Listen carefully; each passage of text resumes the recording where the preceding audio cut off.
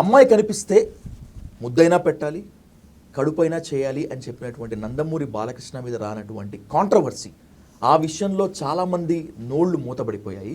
ఒక్క చంద్రహాస్ విషయంలోనే ఎందుకు ఇంత కాంట్రవర్సీ నడుస్తోంది అంటే వాట్ యు సే? స్కిప్ చేస్తారా లేకపోతే డిబేట్ చేస్తారా? మీరు నన్ను ముంచేలాగా చేస్తున్నారు, నాకు సంబంధం లేదురా. సరే, బాలకృష్ణ గారి నేమ్ తీసుకోకపోయినా కూడా మిగతా వాళ్ళందరూ ఉన్నారు కదా, మిగతా వాళ్ళ విషయంలో చాలా మంది మాట్లాడలేదు. ఎందుకంటే అదే ఐ అగ్రీ సార్, బాలకృష్ణ గారు అని కాదు, నా విషయం అని కాదు.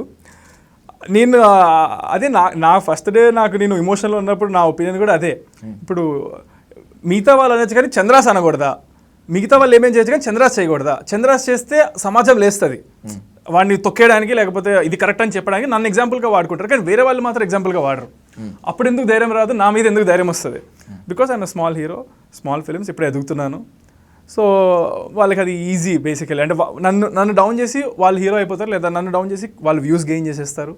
నాకు ఇదే అనిపిస్తుంది. అంటే ప్లస్ ప్రతి ఒక్కరిని చూసినా చిన్న చిన్న పేజెస్లో కూడా నా గురించి పెడితే మాత్రం వాళ్ళకి వ్యూస్లు ఫుల్ వస్తున్నాయి.